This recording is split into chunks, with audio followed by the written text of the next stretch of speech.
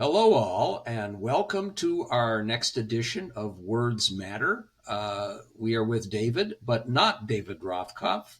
This time we have the even better David Korn, one of the most storied journalists of our time, somebody who wrote compellingly back when it should have mattered about the Russian connection with Donald Trump, and somebody who writes both for Mother Jones and on his own Substack about the outrages of the day, a top investigative journalist, among other things. So, David, let's start with there's so many stories that we could delve into over the Yeah. last few days and weeks. One of them being what happened in New York, and I think it's worth spending a little bit of time on that. And what it means for the future of the Democratic Party, with all kinds of pundits and many idiots opining on this. But obviously, the big story remains Iran, and that includes Donald Trump's lashing out first at his director of national intelligence, Tulsi Gabbard, and then, of course, having her lie yet again and to come into the good graces of Donald Trump. Yesterday, ranting against the press in front of the foreign press, calling CNN, the New York Times, MSNBC scum, very presidential. Just reflect for a few minutes on what you see from what happened in Iran, including some of the people I tend to respect, giving him relatively high marks for how he handled it and Israel, but also just how he did it. A Yeah. damning story by Maggie Haberman in the New York Times, and how he's reacting now, and where we might go from here. Um, First, I'll say that my newsletter is not a Substack. Oh, So sorry about just go to davidcorn.com if you're interested. that. Okay. But yeah, I mean, and this is what I've been thinking about Iran. You remember, our old friend Donald Rumsfeld, known unknowns and unknown unknowns and all that. But, with Trump, you can't know anything because you can't trust anything he says. And we have a system in which intelligence is created by the intelligence community, and it's given to our elected leaders who are, sometimes share it with us, or they at least they're supposed to say they're basing their decisions on the intelligence they're getting, as best they can. In this instance, we had the intelligence community come out and say in March that Iran was not pursuing a nuclear weapons program. Yes, it had a civilian program with highly enriched uranium and was something that people who care about nuclear proliferation were right to be worried about. But here's the intelligence community saying right now they're not pursuing turning that civilian program into a weapons program. And that was not just Tulsi Gabbard's testimony before Congress in March. It was in what's called the annual worldwide threat assessment that the intelligence community puts out basically every spring. So it's the assessment of the entire intelligence community. It's not just what Tulsi Gabbard says. And then all of a sudden, Trump seems to indicate he wants some negotiations to deal with Iran, after ripping up the results of the last negotiations we had, the agreement that Obama reached. He basically wanted to replay that and get the same deal. And he says we're going to give him 2 weeks or so to come to the table and see if we can make some progress. And then the next day, he launches an attack, or 2 days later. At the same time, people were asking him and members of his administration, is there new evidence, new intelligence that they're moving ahead with a nuclear weapons program? Hegseth and others say no.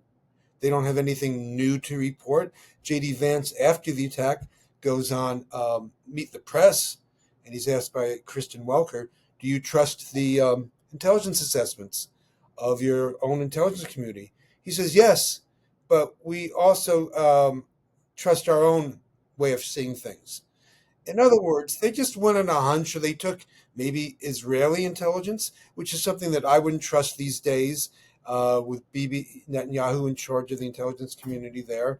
So we, the public, are left with really no clear facts, or even the assurance that that they're generating clear facts to undergird their decision making.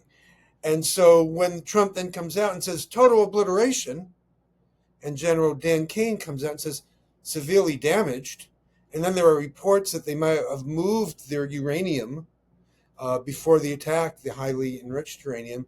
And then the question is, do they have some centrifuges elsewhere where they could so did they totally obliterate the program? Did they set it back a few months, maybe a few years, maybe longer? We just don't know. And there's nothing that Trump or Peter Hegseth can tell us that we can trust. So we're in this, where we in the public are in the impossible position of not being able to evaluate the results of this very dramatic operation that might have been, that people argue was unconstitutional, violated the War Powers Resolution. And it's kind of not a surprise. Donald Trump, as we know, is an inveterate liar and can't be trusted at all. But now he's kind of ignoring, fabricating the intelligence, not miscasting it, not paying attention to it. And you have to think, if you're an intelligence analyst and you're asked to analyze this attack, if your findings may not coincide with what Donald Trump and Peter Hegseth and others are saying publicly, how courageous must you be to put that in the bureaucracy and shoot it up the line? I mean, we know during the first Trump presidency that when intelligence analysts came forward with intelligence saying that Russia, which had interfered in the 2016 election and helped Trump win, was messing again in American elections, Trump didn't want to hear it. And they were told, stop doing this.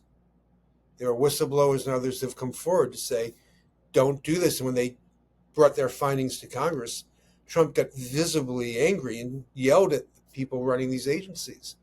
So imagine now, if your job is to do bomb damage assessment, or more importantly, to assess the nuclear weapons program of Iran, and you thought, whoa, I think they may have moved things here. I think they could do this then. I mean, you'd have to be very foolish to, put that in writing and send it up to the White House. So there's a tremendous chilling factor that Trump has created with the intelligence community. And you saw it with Tulsi Gabbard, which you referenced. She came out and said there wasn't evidence of that they were proceeding towards a nuclear program. And then as soon as Trump said, I don't care what she says, she comes on and says, oh, the president and I are on the same page. More fidelity to their leader than to the intelligence community that she's supposed to lead. So I think, we're in this black hole of Trump's, land of falsehoods. And it's just going to make it very hard to have any constructive conversations about what the raid achieved and what needs to happen afterward. Yes, let me add a few things to this.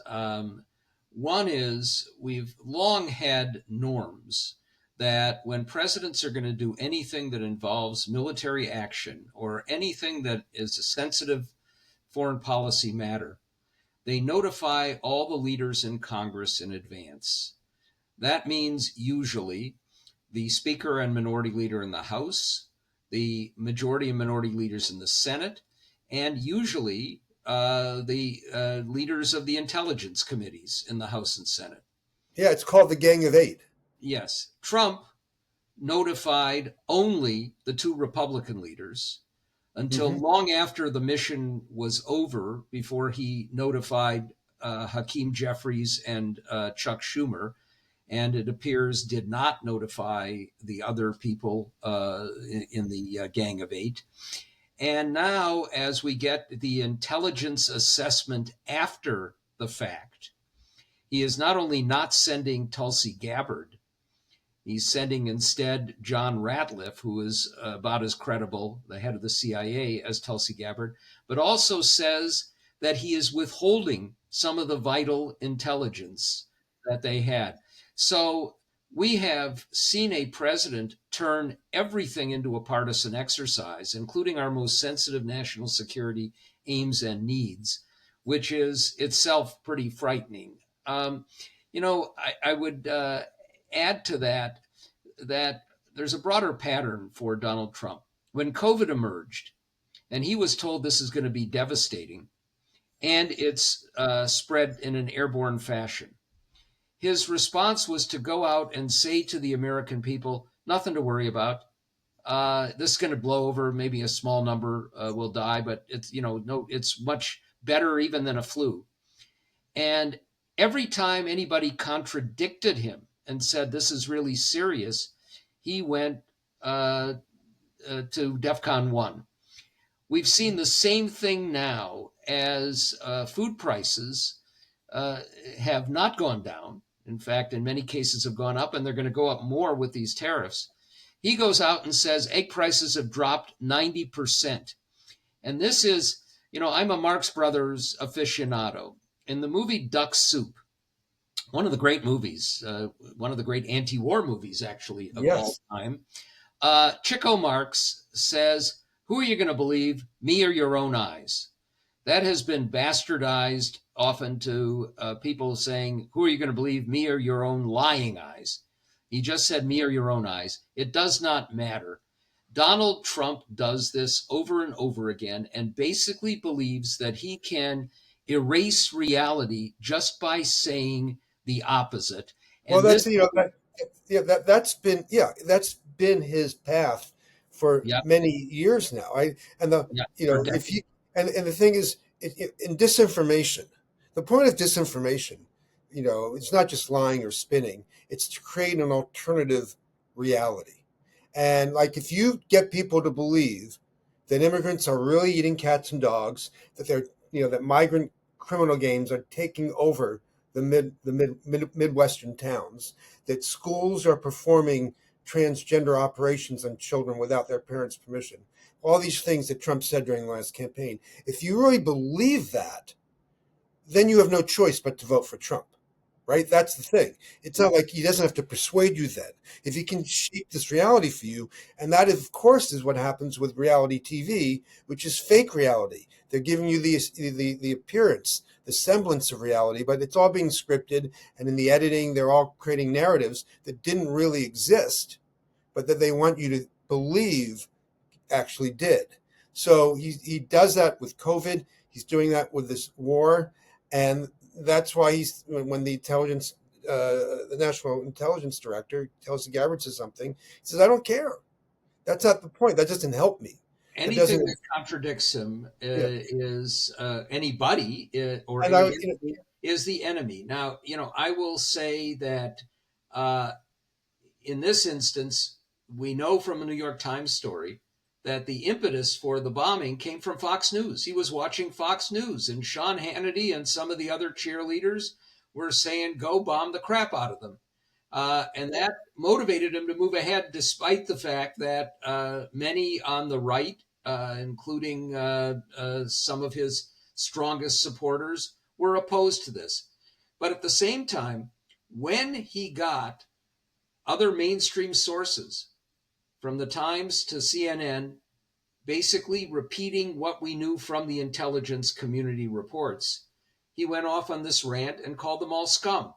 So, this is the reality under Donald Trump, but we know that it's not just what he says, because you can be sure that on Fox News and on the other communications networks that they have built out, that are the main, if not the only sources of information for so many of his followers, they're just going to be repeating what he said and not saying, well, maybe it isn't quite what he said.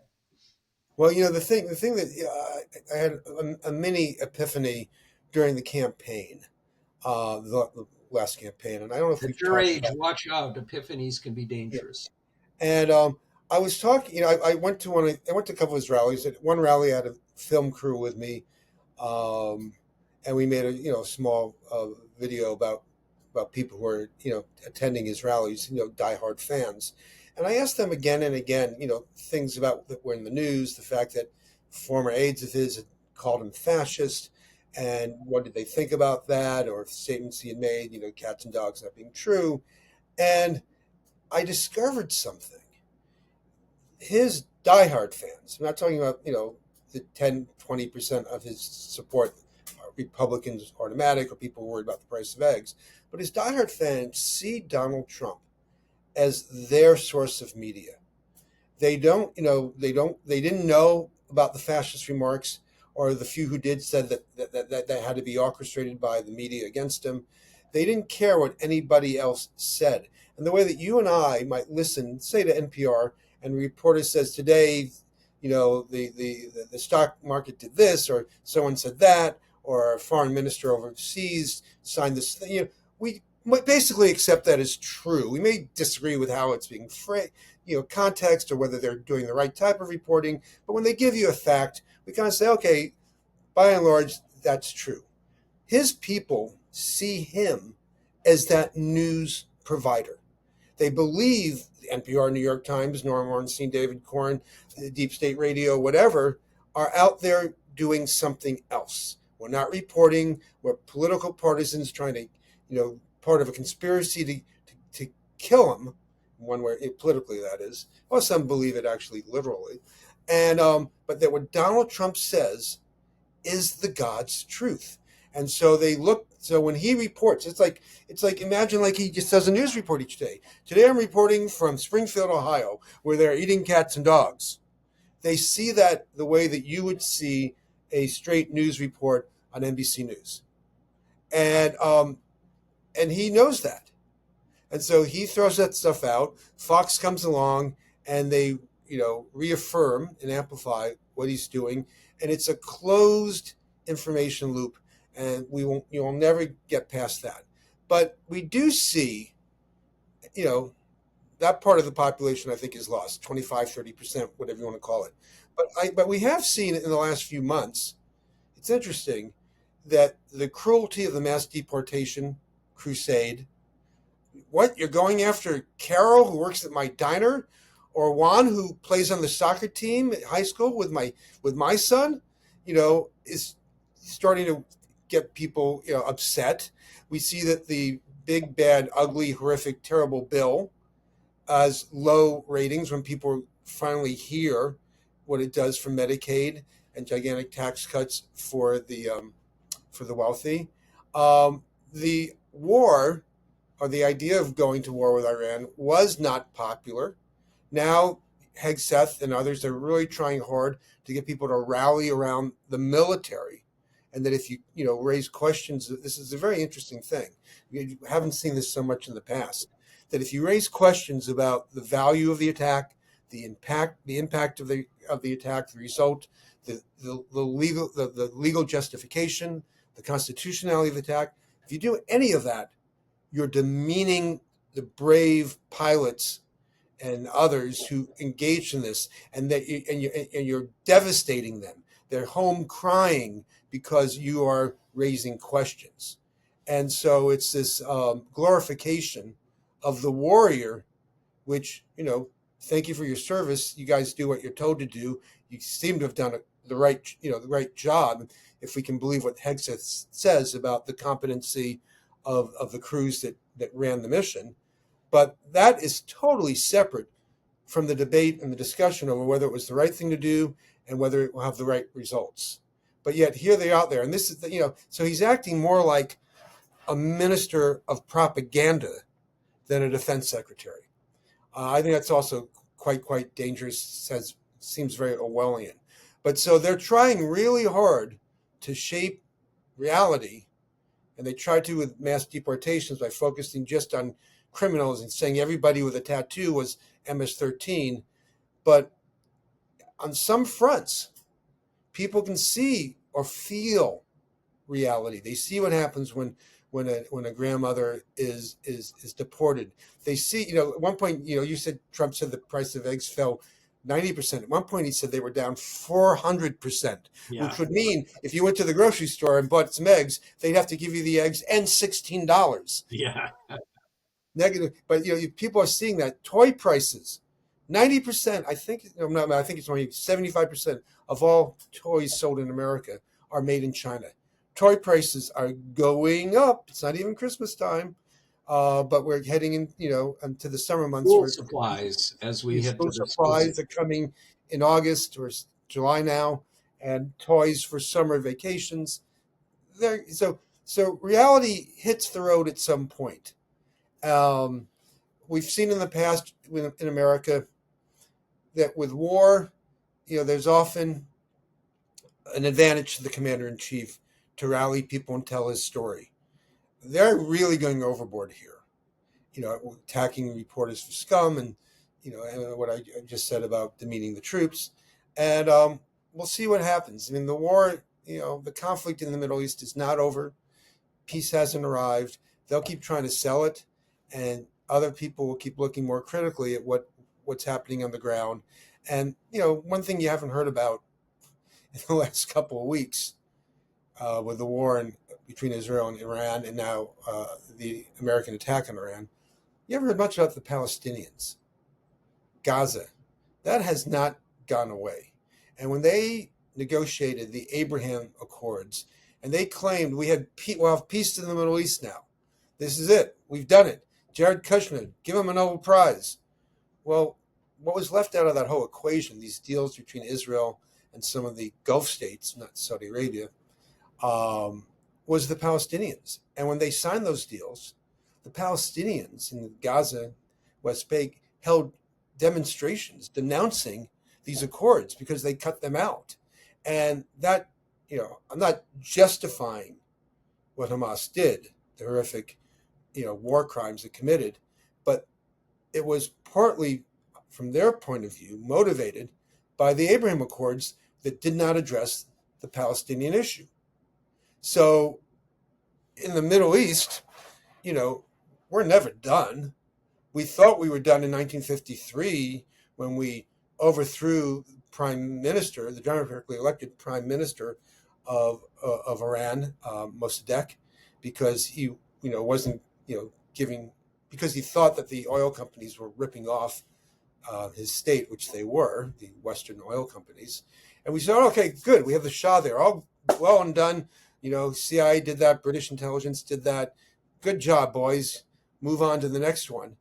Well, it took 26 years, but that's what gave us the Iranian Revolution of 1979, and this fundamentalist terrorist state destroyed Jimmy Carter's presidency and got us to where we are today.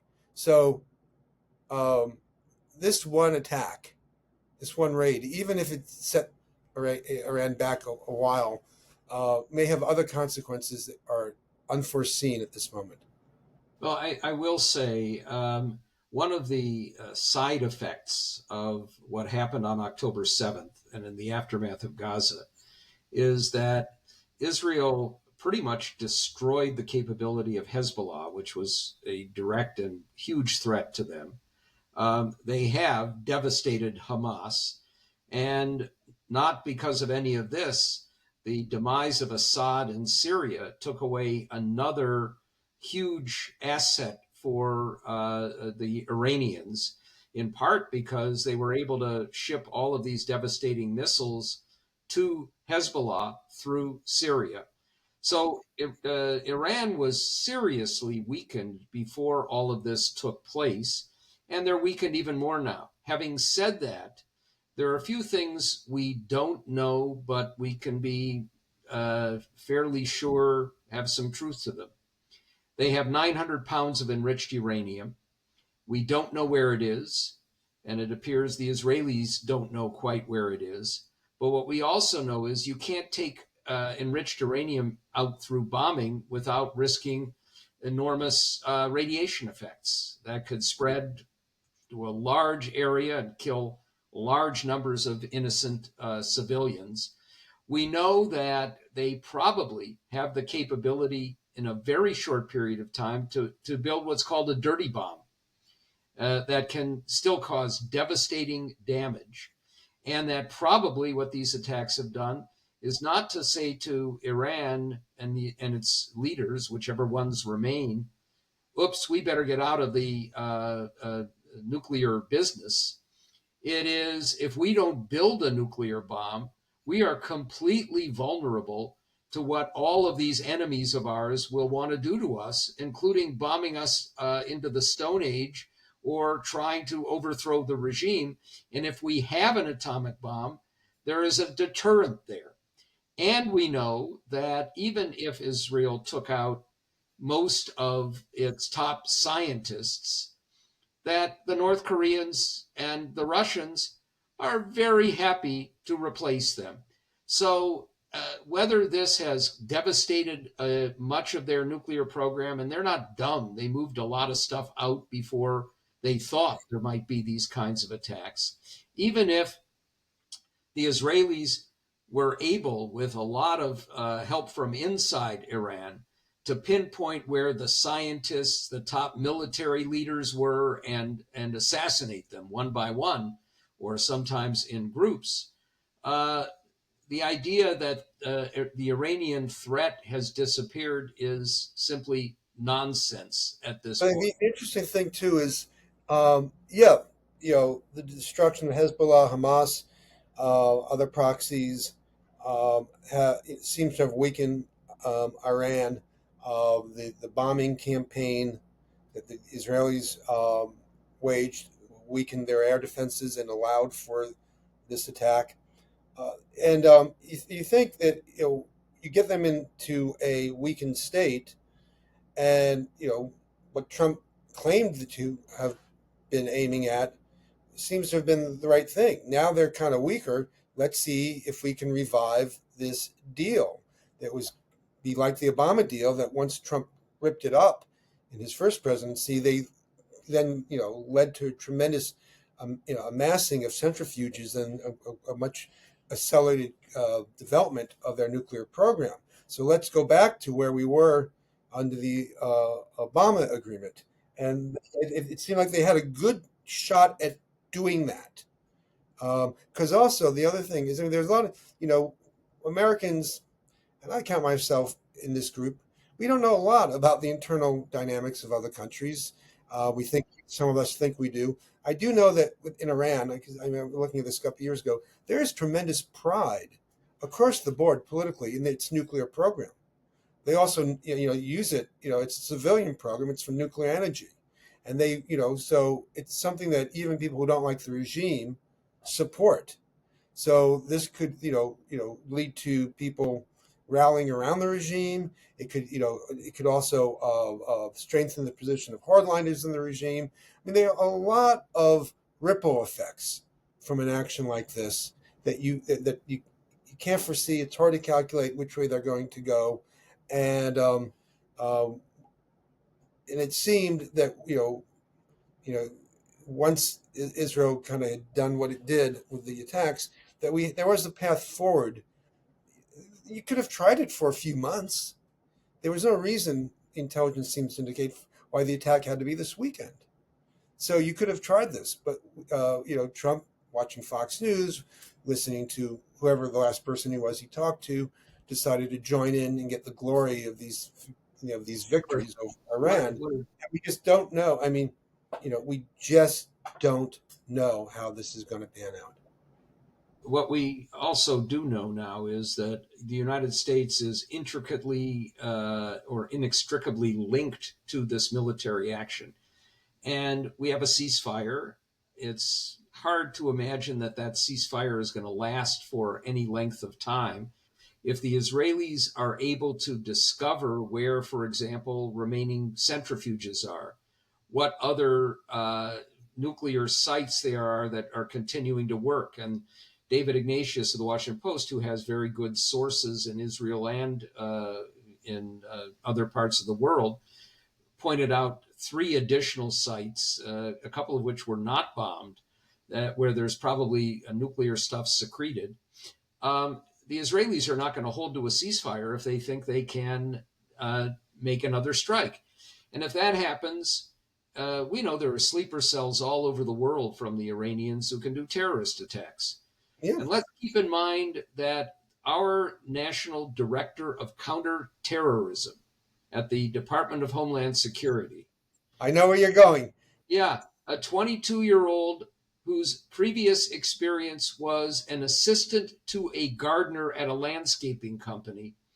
So the idea that we are prepared in case this escalates is a little fanciful. Well, yeah, but also, we have, you know, Tulsi Gabbard at DNI, but also Joe Kent is running the Counterterrorism Center, which is part of uh, the Office of Director of National Intelligence, and this guy is, pretty far right extremist who believes that January 6th was a complete false flag operation mounted by the FBI to discredit Trump folks. And he's supposed to work with the FBI on counterterrorism efforts.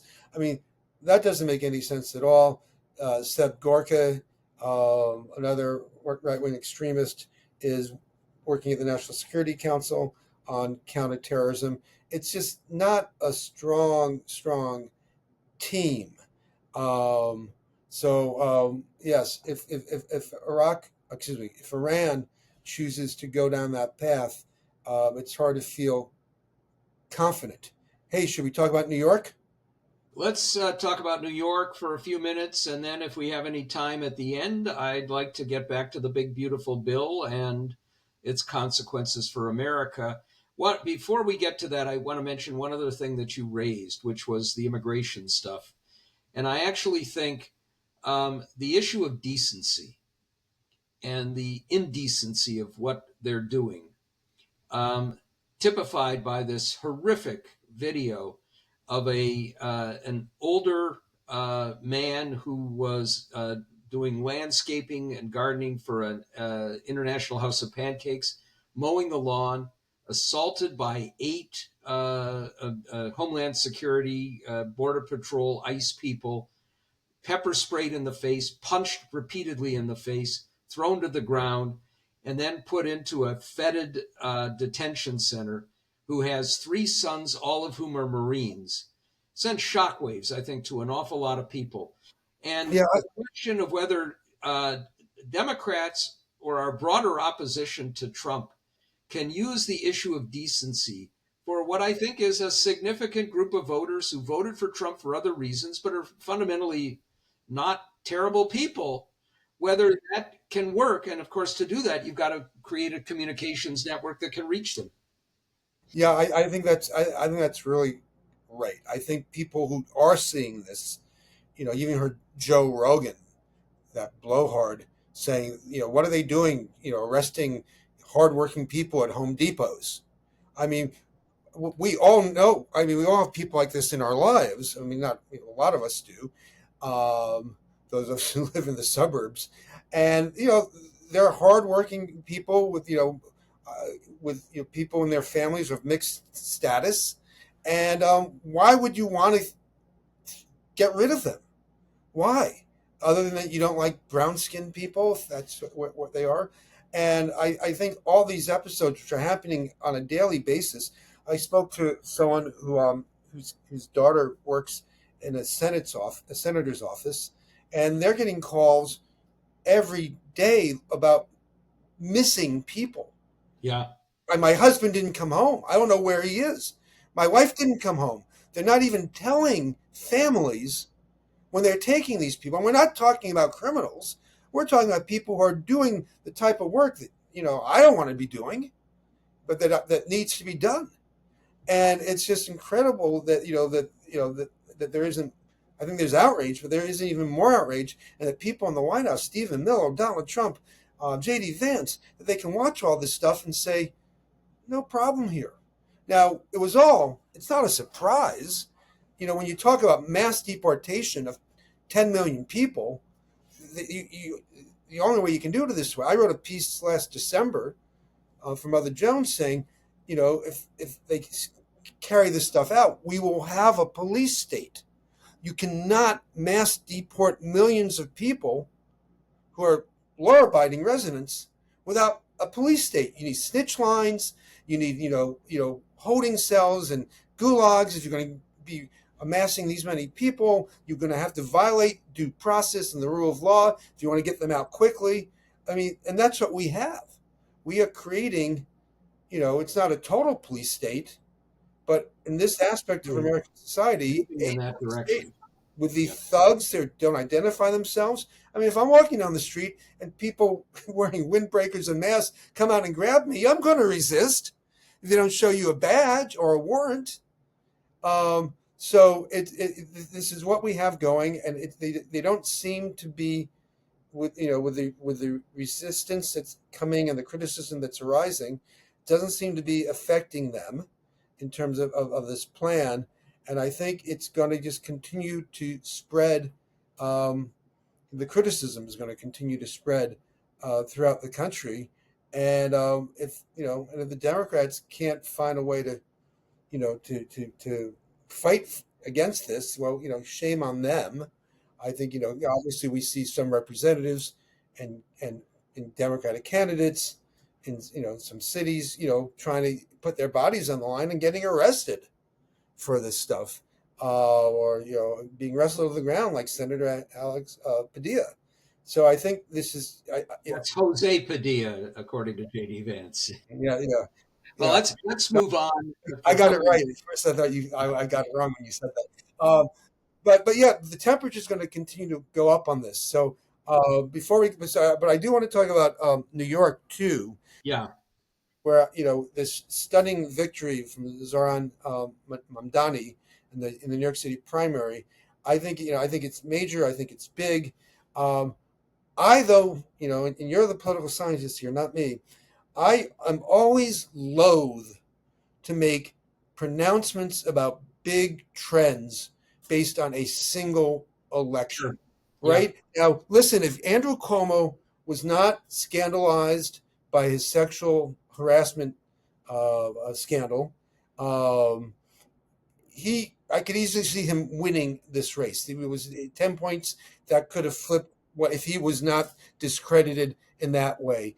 Eric Adams, if he hadn't, taken free trips from Turkey and other things, I'm not sure Mamdani would have been able to oust him.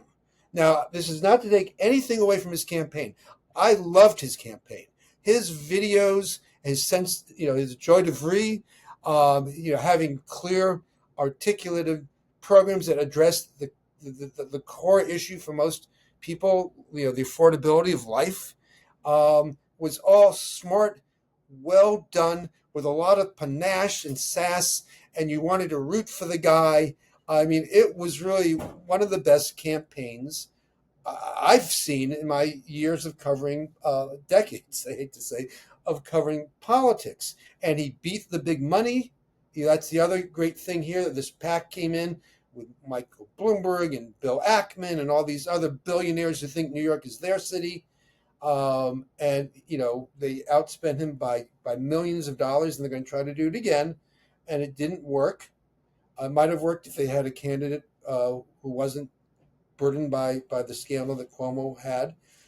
So I think it's all really uplifting for, and he had a progressive message. But I tend to think that these days, I'm a progressive. I like progressive politicians, but to me, I don't think that necessarily is the automatic key to victory, being left of center, being progressive. I think showing people that you're real, that you care, that you're going to fight for them, and if you're going to do it for progressive policies, all the better. That they want to feel that you are real. And, sometimes politicians are able to fake that and it works. But he was authentic. There's nothing phony about him. He made politics look like fun. And so I think, I always think it's more the player than the message in politics. Message helps, and message can help create your image. And so I think it's great what he did. I don't think it means Democrats are veering to the left. We saw Democratic voters, some of them vote, or New York City vote for Trump during the last election. So I don't think they went to Trump because of his, because Kamala Harris was too left, and now they're going to Mamdani because he's too left. I think there are other things at play there, but I do think it shows that, at least in a Democratic primary, a progressive, or someone who even calls themselves a socialist, can can get through without, even in the face of red baiting, anti-Muslim bigotry, and be solid on these on these issues that he wants: rent freeze, free buses, and all that sort of stuff, and excite people. That to me is inspiring, but I also wonder what's going to happen now, Norm. With the big money attacking him in the general. Adams is in it. Cuomo might run as an independent. The billionaire Bill Ackman, who's a Trump supporter, has already said that he can raise basically unlimited amount of money for a candidate in the general who's not Mamdani. That might be Cuomo again, although he's talking about trying to bring somebody else into the race. He won't give us names. So it's going to be, just a heavyweight fight with immense amounts of money in here, and be really interesting to see. Let me give a little bit of a take of my own, and then we'll wrap it up. First, I think Mamdani won for a couple of reasons. Outside of the fact that he is a generational talent, he's an amazing campaigner and great communicator. Um, he won in part because, as you said, New York has become very difficult for working people to live in. Any part of New York, where they used to be able to go to different parts of Brooklyn, they're completely out of reach in terms of rents. The costs of everything in New York are high. When I go to New York and I see these people working in grocery stores, or just doing, the sorts of things, or working in department stores, um, how can you afford to live? So the appeal to the cost of living and to the difficulties of getting by, something that helped Trump enormously in 2024, helped Mamdani this time around. The second thing that worked for him was Brad Lander. Um, this is Yeah, a guy in a city with large numbers of Jews, um, where you have somebody who is pro-Palestinian. When you have a Jew doing commercials with him, saying, each of them saying, "This guy's great. The last thing we want is Cuomo. It's ranked choice voting. If you're a supporter of Lander, make your second choice Mamdani." And Mamdani saying, if you are a supporter of, or the other side saying, if you're a supporter of Lander, make it Mamdani. That helped. It took some of the sting away. The challenge for him now, and we've already seen, he said that of the congressional leaders who either didn't speak out or who opposed him, yeah, I want to talk with them. I want a broader coalition, is whether he's pragmatic enough to try and work within some elements of a system where there's going to be substantial resistance to keep this from collapsing with policies that are not going to be able to work or that won't be able to be achieved. And that's a challenge for him. Having said that, what we also know is that Democrats have nominated Mikey Sherrill to be governor, their candidate for governor of New Jersey, and Abigail Spanberger to be their candidate for governor in Virginia. Neither is a socialist, neither is a radical. These are people, these are incredibly impressive women with military experience who, by any standard within the Democratic Party, are centrists. If I'm looking at what the Democratic Party is saying right now, contrary to what a lot of people, including Larry Summers, for example, are saying, contrary to what know nothings in this process like John Kasich are saying, this is not about the Democratic Party saying we're a socialist party. This is about a party where the mainstream is far more pragmatic about what it takes to win elections. And while it's true that in New York, you had ranked choice voting in the primary, bizarrely, they don't have it in the general election. So it's going to be who gets a plurality of support. And you've got Eric Adams running, and you've got Cuomo toying with running as an independent, and you have Bill Ackman saying he might bring somebody else in. Frankly, the more candidates there are, the better it is for Mamdani, because Yeah, he's because got now a core of support, and I bet that support increases as he begins to talk about how he wants to build a broader coalition. And he'll reach out, I think, to other Jewish leaders, and he will reach out to politicians who opposed him. That's not likely to work. Let him yeah, pour lots of money into it. yeah, and then the thing is here, um, ranked choice voting is still something that a lot of voters are coming to terms with, but it worked out tremendously well with Lander and Mamdani figuring out how to exploit it. I mean that in the good sense of the word, and how to figure out. So, often it would be, if you're Lander and if it was just a straight election without ranked choice voting, if you vote, you could argue a vote for him is a vote for Cuomo, right? Because Yeah, rather than yeah, helping Mamdani. But so by combining that way, he really created a lot of. Now it turns out he doesn't need that. I mean, because he had a big enough advantage. But it was great to see, a socialist and a liberal Democrat coming together to say, we agree on more than we disagree on, right?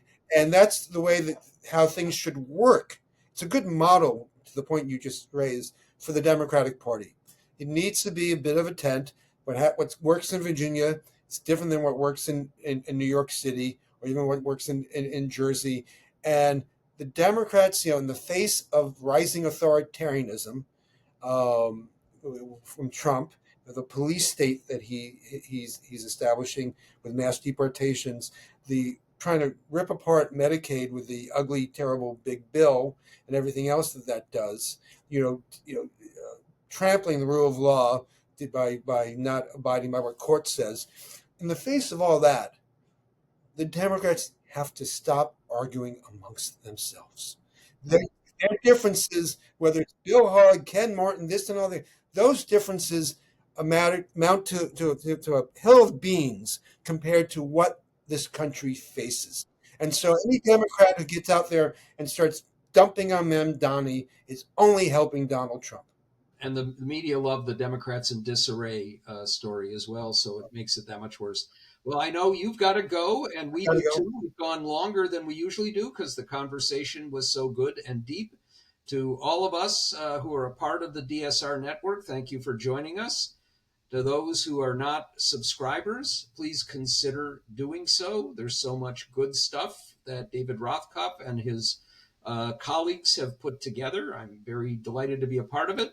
We all thank David Korn and Essential Read at davidkorn.com and on Mother Jones. And we will see you next week. Bye bye.